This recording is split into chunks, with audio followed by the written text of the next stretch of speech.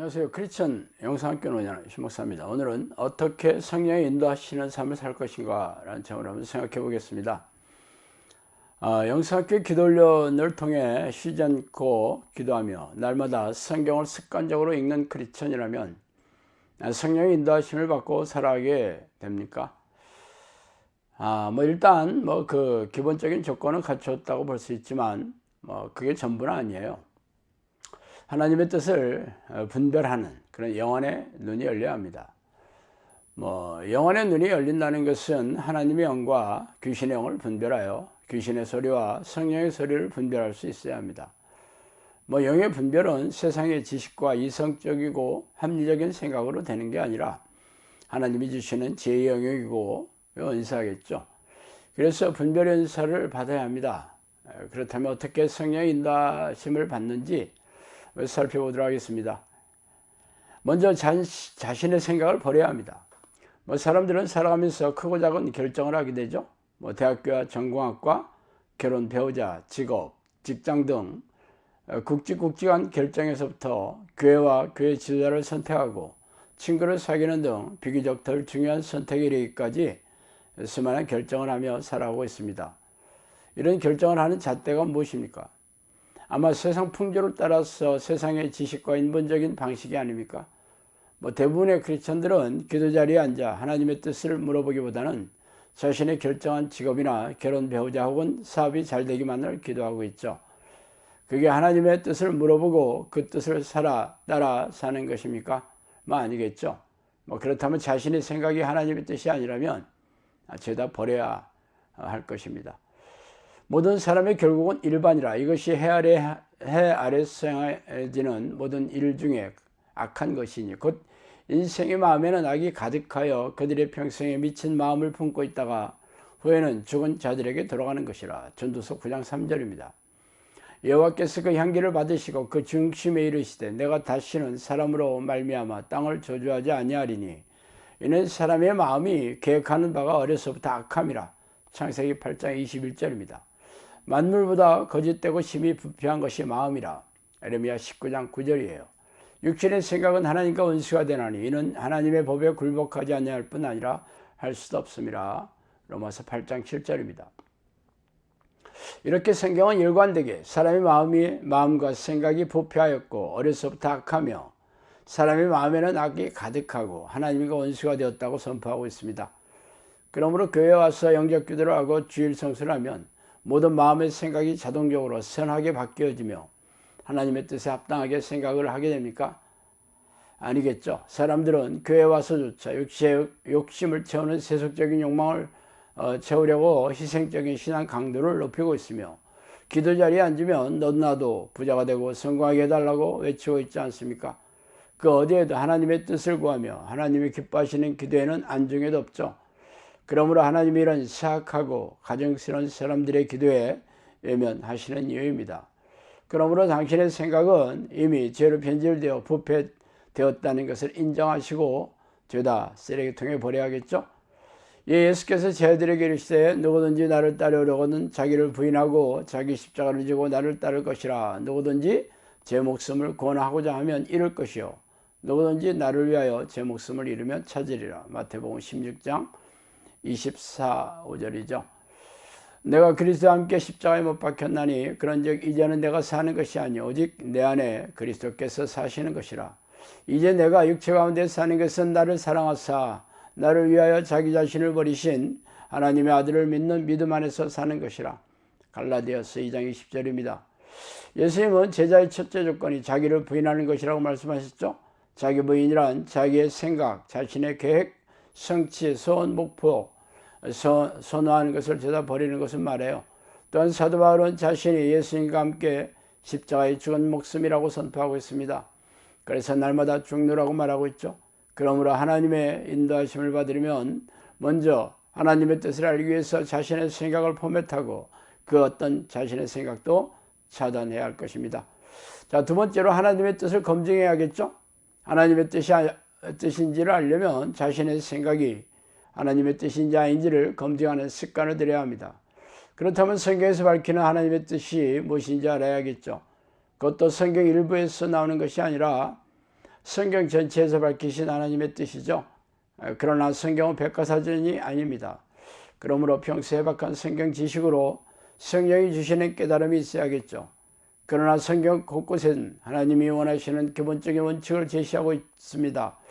그러므로 해박한 성경 지식으로 무장하는 경지에 오르려면 오랜 경건의 시간이 있어야겠죠.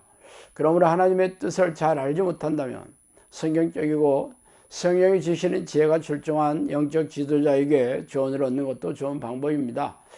그러나 목회자나 교회 직분이 높다고 해서 성령의 지혜가 있는 것은 아니겠죠. 그동안 자신의 삶을 통해 성취한 성령의 열매로 검증된 사람이어야 할 것입니다. 적잖은 목회자들은 교묘하게 자신의 욕심이나 성례를 숨기고 하나님의 뜻이라고 말하거나 죄종의 말에 순종해야 한다면서 윽박지르기 일쑤입니다. 이런 목회자는 악한 종이므로 도망치셔야겠죠. 또한 우리네 교회 주변에는 하나님의 음성을 듣는 법이라는 책도 있고 이를 훈련시키는 단체와 교육 프로그램도 있어요. 이들은 기도할 때 마음을 비우고 들려오는 생각이 바로 하나님의 음성이라고 말하고 있습니다. 그러나 이는 참선이나 초월명상, 마인드 컨트롤 등에서 하고 있는 힌두교의 뉴에이지 사상의 배경을 두고 있는 귀신의 방식과 흡사합니다. 어떤 목회자는 관상기도 혹은 향심기도라고 부르는 기도의 방식을 추구하고 있죠. 한마디로 이 같은 방식은 귀신의 소리를 듣는 방식입니다. 기도할 때 떠오르는 생각이라고 죄다 성령의 소리는 아니에요. 대부분 귀신의 소리가 많죠. 그러므로 성령의 음성인지 분별하려면 평소에 성령과 동의하는 증거나 변화, 능력과 열매 등으로 충분히 검증되었으며 그간의 삶에서 풍성한 성령의 열매가 있어야 할 것입니다. 그런 열매가 없는 사람들이 기도할 때 들어오는 영음이나 생각은 죄다 귀신에 속여서 넣어주는 생각이겠죠. 세 번째로 성령이 인도하는 방식은 순적하고 형통합니다. 그는 시냇가에 심은 나무가철을 따라 열매를 맺으며 그 잎사귀가 마르지 아니함 같으니 그가 하는 모든 일이 다 형통하리로다. 시편 1편 3절이죠. 곧 그가 여호와께 연합하여 그에게서 떠나지 아니하고 여호와께서 모세에게 명령하신 계명을 지켰더라. 여호와께서 그와 함께 하심에 그가 어디로 가든지 형통하였더라. 열왕기하 18장 6절 7절이에요. 여호와가 요셉과 함께 하심으로 그가 형통한 자가 되어 그의 주인 애굽 사람의 집에 있음이. 창세기 39장 2절입니다. 이렇듯 성령이 인도하시는 인생은 순적하게 길이 열리고 형통한 열매를 얻게 됩니다. 그러나 성령의 뜻이라고 말하는 사람들도 하는 일에 열매가 없고 고난과 역경에 수렁에 빠져 고통당하는 이들이 허다합니다. 그러면서 이들은 자신의 처지가 하나님의 주시는 연단이며 고난이라고 변명하고 합리화하고 있습니다. 물론 하나님의 사역을 할 때 고난과 박해가 동반하기도 해요. 그러나 그것은 스스로 하나님의 뜻을 향할 때 필연적으로 부딪히며 예견된 고난입니다. 그러나 자신의 어리석음과 미련함으로 귀신이 쳐놓은 죄의 덫을 밟아 겪는 고난이라면 그게 어떻게 하나님의 뜻이겠어요? 성경이 약속한 대로 하나님과 동행하는 성경의 위인들은 순적하고 형통한 삶을 누리며 살아갔습니다. 고난과 핍박을 받았던 초대교회 교인들조차 기쁨과 평안함으로 고난과 순교를 기꺼이 받아들였죠. 하나님은 자비로우시고 전지전능한 하나님이시라면 자신의 자녀들이 세상에서 굶주리고 불행에 빠져 고통당하는 것을 보고만 계시겠어요? 성령께서는 저에게 사역을 열어주시면서 앞으로 샘과 사역의 필요를 넉넉하게 채워주시겠다고 약속하셨고 그 약속이 지금까지 지켜지고 있습니다. 그러므로 자신의 삶에 순적하고 형통한 열매가 있는지 날카롭게 분별하시기 바라요. 네 번째, 환경이 순적하게 열렸어도 시험해보고 하나님의 인도하심을 검증하셔야 합니다. 이에 이 사람들을 먼저 시험하여 보고 그 후에 책망할 것이 없으면 집사의 직분을 맡게 할 것이요. 디모데서 3장 10절이죠. 직장을 구하거나 사업을 하는 사람들이 기도하면서 입사가 허락되었고 새로운 분야의 사업 제안이 들어왔다면 그게 하나님의 뜻입니까? 그럴 수도 있고 그렇지 않을 수도 있어요. 순적하게 환경이 열리고 적절한 사람을 만나게 되었다고 할지라도 성급하게 결정하지 마세요. 우리가 사는 세상은 하나님이 아니라 악한 영들이 지배하는 곳입니다. 그러므로 악한 영들도 재물과 사업 그리고 혹하게 하는 좋은 기회를 줄 수 있어요. 그러므로 순적하게 환경이 열리고 사람을 붙여주었다면 이 기회가 하나님이 열어주신 것인지 미리 마음을 두지 말고 멀찍이 떨어져서 순적하게 진행되는지를 담담하게 살펴보아야 합니다. 이때 주의해야 할 것은 성급하게 마음을 주어서 판단을 흐리게 해서는 안 된다는 것이죠. 또한 자신이 하고 싶은 것, 원하는 것을 하나님의 뜻이라고 합리화해서도 안 됩니다. 제3자 관찰자 입장에서 흘러가도록 내버려두고 지켜보세요.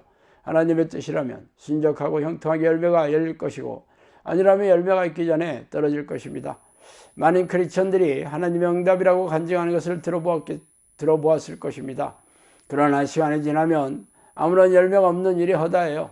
그러므로 어떤 일에 환경이 열렸더라도 시간을 두고 지켜보면서 하나님의 뜻인지 아닌지를 검증하시기 바랍니다. 하나님의 뜻이라면 기적적으로 열매가 풍성하게 맺히기 때문이겠죠. 예수께서 대답하시되 진실로 진실로 내게 이르노니 사람이 물과 성령으로 나지 아니하면 하나님의 나라에 들어갈 수 없느니라. 육으로 난 것은 육이요 영으로 난 것은 영이니 내가 내게 거듭나야 하겠다는 말을 놀랍게 여기지 말라. 바람이 무릎을 매 내가 그 소리는 들어도 어디서 와서 어디로 가는지 알지 못하나니 성령으로 난 사람은 다 그러하도다. 요한복음 3장 5절에서 8절이죠. 지금까지 하나님 인도하시는 삶을 누리려면 어떻게 해야 하는지를 한번 살펴보았습니다. 결론적으로 성령이 동행하면서 인도함을 받는 인생을 살려면 먼저 성령의 사람이 되어야겠죠. 성령이 인도하시는 사람은 바람처럼 자신의 뜻이 아니라 성령의 뜻으로 살아가는 사람이며 삶과 영혼의 풍성한 성령의 열매가 풍성하게 맺히는 걸로 증명하고 있죠. 그런 사람들만이 하는 일에 형통하고 평안하고 행복한 삶을 누리게 될 것이 틀림없습니다. 자, 오늘은 여기까지 하겠습니다. 감사합니다.